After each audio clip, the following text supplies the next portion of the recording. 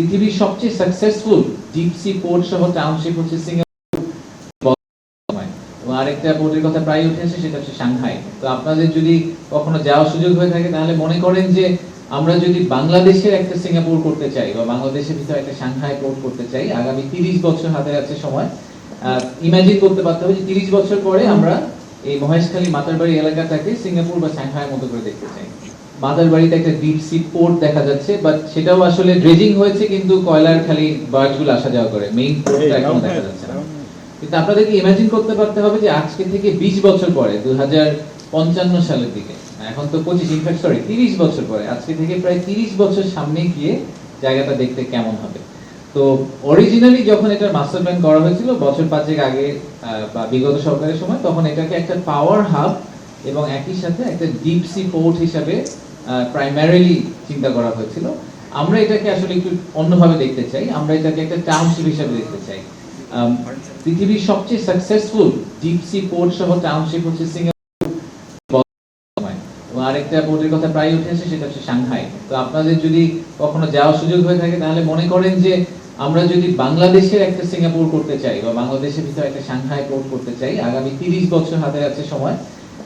Imagine করতে পারতে হবে যে 30 বছর পরে আমরা এই মহেশখালী মাতারবাড়ি এলাকাটাকে সিঙ্গাপুর বা সাংহাইয়ের মতো করে দেখতে চাই। এটা is not a vessel city, এটা একটা স্যাটেলাইট সিটি না, ইট ইটসেলফ ইজ আ টাউনশিপ। এবং অলমোস্ট চট্টগ্রামের আরেকটা এনহ্যান্সড এবং মডিফাইড এবং নিউ ভার্সন, যেটা আমাদের প্রাইমারি সোর্স অফ লজিস্টিক্স বলেন, ইন্ডাস্ট্রিয়ালাইজেশন বলেন, সবকিছুর জন্য এটা আমাদের প্রাইমারি একটা সোর্স হবে। তো টোটাল আউটকাম স্টেটমেন্টটা কি, আমরা আসলে এখান থেকে কি এক্সপেক্ট করতে পারি সেটার ব্যাপারে কিছু রিসার্চ করা হয়েছে। আমি কয়েকটা নাম্বার আপনাদেরকে শেয়ার করব। আপনাদেরকে এমনিতেও আমরা কিছু ডকুমেন্ট শেয়ার করেছি, বাট তারপরে আমি একটু জাস্ট খুব হাই লেভেলে যদি বলি যে প্রায় $150 বিলিয়ন মতো আমরা জিডিপিতে কন্ট্রিবিউশন এক্সপেক্ট করছি শুধুমাত্র এই জোনটা থেকে। এটাকে আমরা একটা কমার্শিয়াল হাব বলছি। আমি এখন থেকে কমার্শিয়াল হাব হিসেবে এটাকে যদি বলে ইউজ করি এই টার্মটাকে, যে এই কমার্শিয়াল হাব থেকে কন্ট্রিবিউশন এক্সপেক্ট করছি, যেটার মধ্যে প্রায় $16 থেকে $18 বিলিয়ন হচ্ছে ইম্পোর্ট সাবস্টিটিউশন, যে আমাদের ফরেন কারেন্সিতে রিজার্ভে একটা সেভিংস হবে। আমরা আশা করছি লজিস্টিক্সে প্রায় $4 বিলিয়ন থেকে $6 বিলিয়ন সেভিংস হবে। 60 থেকে $65 বিলিয়ন টোটাল ইনভেস্টমেন্ট হবে, তার মধ্যে আমরা আশা করছি যে প্রায় এফডিআই হিসেবে আসবে, বাকিটা আমরা লোকাল ইনভেস্টমেন্ট এক্সপেক্ট করছি।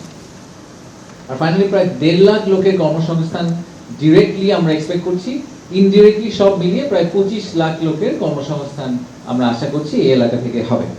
তো এটা এগেইন আপনাদেরকে একটু সামনের দিকে তাকিয়ে চিন্তা করতে হবে। আমি জানি যে আমরা সবসময় আশা করি যে কালকে কি হয়ে যাবে, বাট আমাদের this is a beginning of a very very long term plan.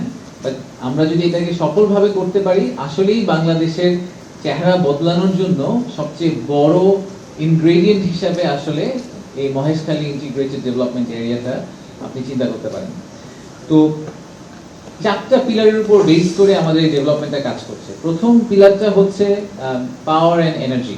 আমাদের, আপনারা সবাই জানেন যে আমাদের পাওয়ার জেনারেশনে একটা অনেক বড় মানে অগ্রগতি হয়েছে, কিন্তু এখনো আমরা এক্সপেক্ট করছি যে আমাদের পাওয়ার জেনারেশনে আরো রিকোয়ারমেন্ট তৈরি হবে এবং এসব ইন্ডাস্ট্রিয়াল পার্ক হলে আরো বেশি তৈরি হবে। তো প্রথম যে প্ল্যানটা করা হয়েছিল 2018 সালের দিকে, তখন কোল বেসড একটা প্ল্যান করা হয়েছিল যে প্রায় 10 গিগাওয়াটের মতো কোল ফায়ার পাওয়ার প্ল্যান্ট হবে। এখন একটা অলরেডি প্রায় 1 গিগাওয়াটের মতো কোল ফায়ার পাওয়ার প্ল্যান্ট হয়ে গেছে, সেটা তো হয়েই গেছে, বাট এরপরে আর আমরা কোনো কোল করব না। তো আমরা চিন্তা করছি যে আমরা এর পরের যে পাওয়ার জেনারেশন এই এলাকাকেই শুধু পাওয়ার সার্ভ করবে না, সে সমগ্র চট্টগ্রাম রিজনকে পাওয়ার সার্ভ করবে। এরকম আইদার আমরা গ্যাস ফায়ার পাওয়ার প্ল্যান্ট অথবা নিউক্লিয়ার পাওয়ারের দিকে চিন্তা করতে পারি। সোলার পাওয়ার মতো আমাদের হয়তো এত হাই ভ্যালু ল্যান্ডে আমাদের জন্য লজিক্যাল নাও হতে পারে, যেহেতু এই জায়গাটা একেবারেই সমুদ্র বন্দরের পাশে, তাই আমরা কম জায়গা নিয়ে কিভাবে অনেক পাওয়ার জেনারেট করা যায় এই ধরনের পাওয়ার সোর্সের কথা চিন্তা করবো।